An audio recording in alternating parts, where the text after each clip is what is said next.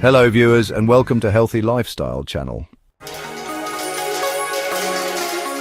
Today we will be exploring the story of the creation of the world as written in the Bible in the book of Genesis chapter 1.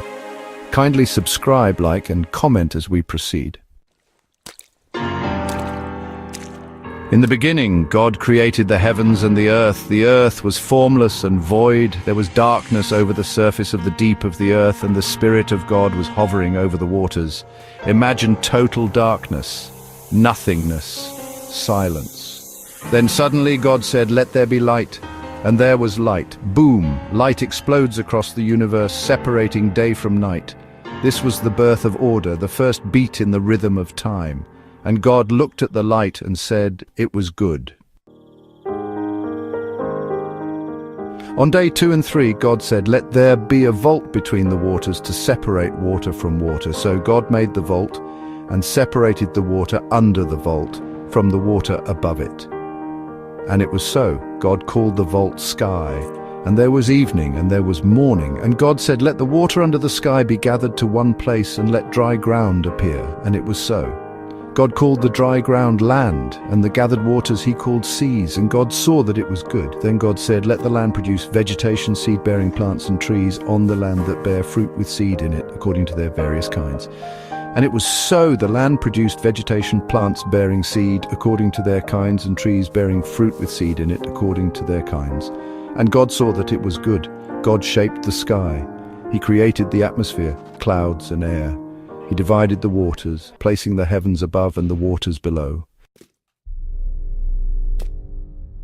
On day 4, God said, "Let there be lights in the vault of the sky to separate the day from the night, and let them serve as signs to mark sacred times and days and years, and let them be lights in the vault of the sky to give light on the earth." And it was so. God made 2 great lights, the greater light to govern the day and the lesser light to govern the night. He also made the stars.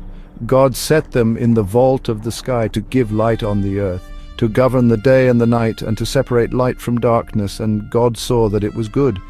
And with that the sun, the moon, and the stars shine forth.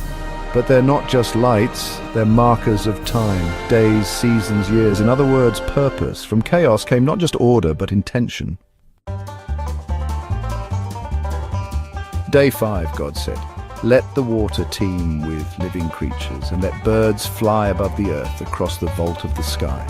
So God created the great creatures of the sea and every living thing with which the water teems and that moves about in it according to their kinds, and every winged bird according to its kind. And God saw that it was good. God blessed them and said, "Be fruitful and increase in number, and fill the water in the seas, and let the birds increase on the earth." Day 6, and God said, "Let the land produce living creatures according to their kinds, the livestock, the creatures that move along the ground, and the wild animals, each according to its kind." And it was so. God made the wild animals according to their kinds, the livestock according to their kinds, and all the creatures that move along the ground according to their kinds. And God saw that it was good.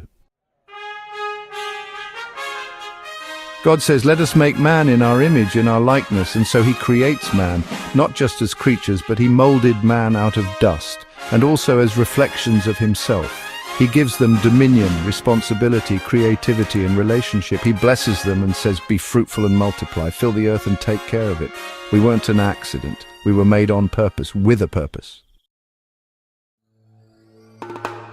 And then, on the 7th day, God rested, not because he was tired, but because his creation was complete, perfectly designed, beautifully balanced. And the rest?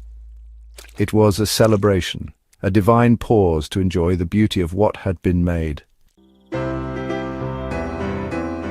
Genesis 1 isn't just a story about the past, it's a story that speaks to our present and our purpose. It tells us that light can break through the darkness, that order can rise from chaos, that life is intentional, not accidental, that you and I are made in the image of a creative, powerful, loving God. And if God could form a universe from nothing, imagine what he can do in your life. So the next time you see a sunrise or hear the wind in the trees, remember, you are part of this grand, breathtaking masterpiece. You are not here by chance. You were created, you were chosen, and you were called very good. Thank you so much for watching. Don't forget to subscribe, like, and comment. See you in my next video. Bye.